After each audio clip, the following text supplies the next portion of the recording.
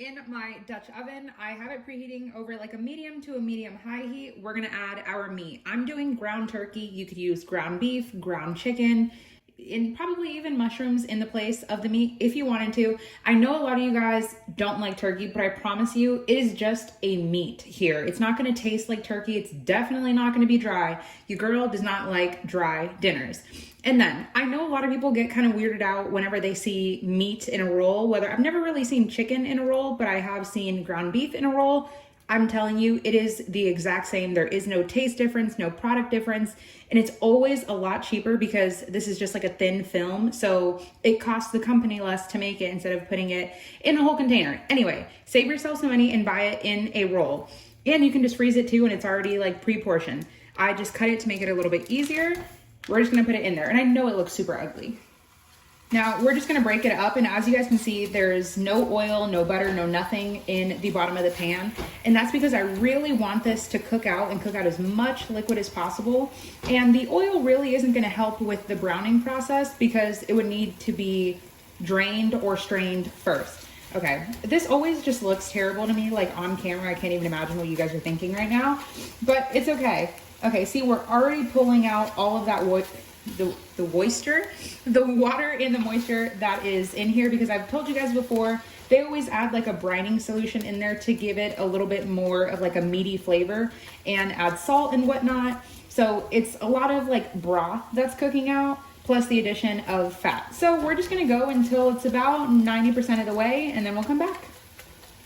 Our turkey is fully cooked. I'm just gonna take a little, they call this a spider, but a little ladle with holes. And I'm gonna put it in my strainer and just kind of let it hang out over the sink for, well, just until we need it again. Now you'll see there's still little bits of turkey in here, but that is okay. We got most of it. There's a good little, I'd say about a tablespoon of fat. If you are using any other type of meat and there just wasn't very much fat, feel free to add olive oil. But because we're all about building flavor, we're gonna cook our veggies in this fat. So I did not buy this pre-chopped. I chopped my own. I love these little like plastic containers from whenever you get like takeout food. I save them, and this is what I like prep my food in. So I have one large white onion and 2 bell peppers. Whatever color you decide to use is really up to you. I had a red and a yellow, and I thought they were just super pretty. So we're gonna let this sweat out. If at any point I feel like it's getting stuck or I just need a little bit more oil to kind of help things go along, then I will just add to kind of like your liking, I guess. So we're gonna let these cook for about 5 to 6 minutes, and then we'll check back. We're just looking for the onion to not look as white and to be pretty much translucent. Now to our beautiful, beautiful veggies. I love that the pan is getting like super nice and brown and toasty on the side. We're gonna add a heaping tablespoon of tomato paste. And to that, we're gonna add 3 cloves. These are pretty giant cloves of some fresh garlic. And I always tell you guys, whenever it comes down to using any type of tomato product that comes from a can, like tomato paste, diced tomatoes, you want to give it a chance to let it hit all of that heat. And do not feel that this portion of the pan is burnt. This is all called the fond, F-O-N-D. It is just extra flavor that builds up on the bottom of the pot, but do not worry, we are gonna get all of that flavor up. So you want to give your tomatoes just a chance to warm up and not taste so metallic-y from the can. And even if you buy it in like a toothpaste looking tube, you still want to let it hit that heat. Even though it's not an aluminum, it's still just been sitting there dormant for God knows how long. This looks beautiful.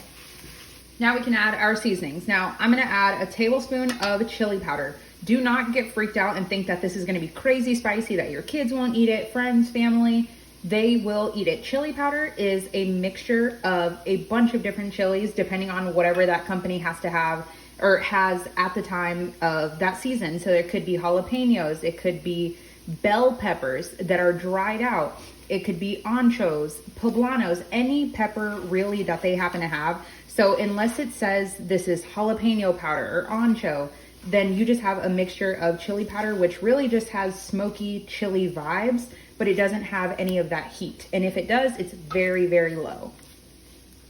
Then we can add a teaspoon of some cumin, teaspoon of some onion powder, teaspoon of garlic powder. I just saw recently that they have roasted garlic powder. I definitely need to try that out. If any of you guys have used that, please let me know. And a teaspoon of some Italian seasoning. Mine is homemade, but any kind that you have works. And of course, we're gonna do salt and pepper. Whenever I'm using a pound of any kind of meat, whether it be chicken, beef, turkey, I like to do a teaspoon of salt per pound of meat. Now, if you're making like a super gigantic batch, of course, you know, it might not spread out evenly. So play it kind of by taste, of course, once it is fully cooked. And I'm just using this one from Aldi. If you are using like white, like iodized table salt, then you want to cut it down to like half a teaspoon, and of course some black pepper as well. I highly recommend, if you guys, I know some people say, well, I don't like pepper, it's spicy.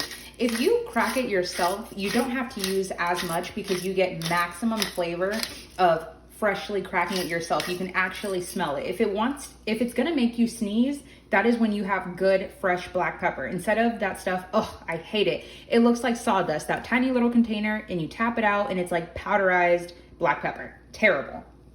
I'm gonna add a little bit of red pepper flakes just because I want a tiny bit of heat, but clearly, I mean, that's not gonna do really much of anything, but a little bit of back heat.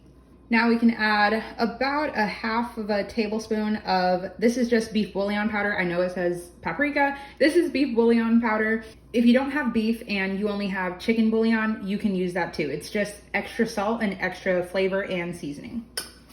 Then while I was adding the seasonings, I turned off our heat just to make sure nothing burned. Just the same way with the tomato paste, you want to let your seasonings bloom. All that means is that you're just getting maximum flavor out of your spices. Because like I said, you might have just bought your spices yesterday or today, last week, but it doesn't mean that they just got made yesterday or last week. They could have been sitting there for years. So you want to let them just really hit that heat.